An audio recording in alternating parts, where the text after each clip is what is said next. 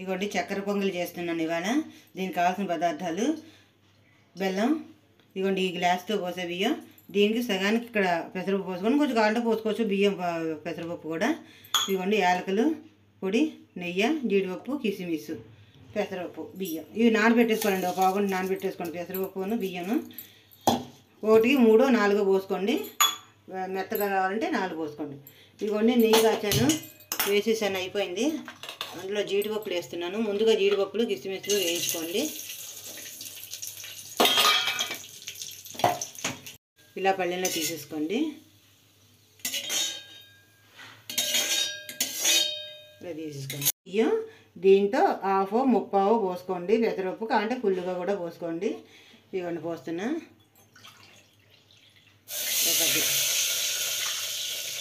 1, 2 విసుకుందాన్ని అనుకుంటున్న అనుమానం వస్తే కొంచెం ఇంకో గ్లాసు పోసుకోండి. 3 సరిపోతుంది చాలు. ఇదిగోండి ఈ బియ్యం ఇందులో వేసేసుకోండి.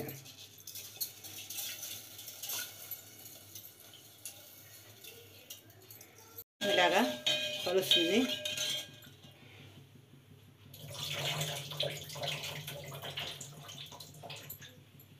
పెసరపప్పు వేసేస్తున్నానండి. 2 కలిపి వేసేసుకోండి, బాగుంటుంది. చక్కెర పొంగల్ అంటారు దీన్ని. బెల్లం 1, 2 వేసుకుంటారు, 3 వేసుకుంటే తీపిని బట్టి వేసుకోండి. మా బెల్లం తీపిగా ఉంటుంది కాబట్టి 2 వేస్తాను. ఇది ఉడుకుతుందండి నెమ్మదిగా. ఉడికాక అప్పుడు బెల్లం అది వేసుకుందాం, నెయ్యి నూనె.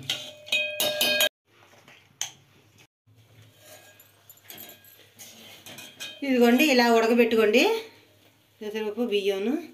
ఇదండి చక్కెర పొంగలికి ఉడికే విధానం. ఇందులో ఇప్పుడు యాలకులు వేసేసుకోండి. ఇలా ఉడకబెట్టుకోండి చక్కెర పొంగలి విధానం ఇది ఉడకడానికి. పెసరపప్పు బియ్యం, దీంట్లో జీడిపప్పులు కిస్మిస్లు వేసేసాను. ఉడికిన తర్వాత వేసుకోండి. ఇలా కొంచెం మెత్తగా ఉండి 1 రవ్వ గ్లాసు నీళ్ళు పోసుకోండి. ఇదిగోండి ఇప్పుడు ఈ బెల్లం వేసుకోండి. ఇదో గ్లాసు.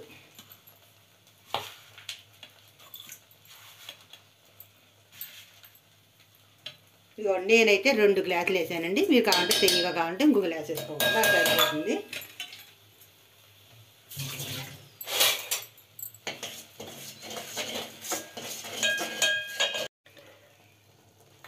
నెయ్యి పడుతుందండి కొంచెం.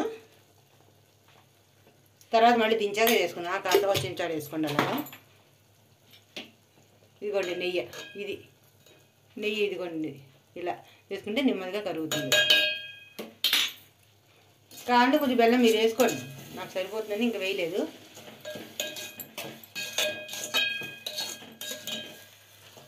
ఇలా కలుపుకోండి. 4 మూల కలిస్తే బాగుంటుంది.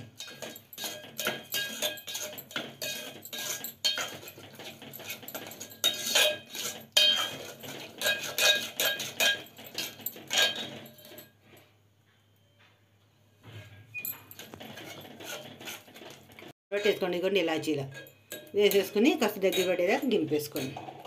దింపాక కొంచెం ఇంకో చెంచాడ ఎంతో నెయ్యి వేసుకోండి, బాగుంటుంది. మాడకుండా చూసుకోండి, మాడితే బాగుండదు. పచ్చకర్పూరం ఇలా నలుపుని వేసుకోండి, బాగుంటుంది.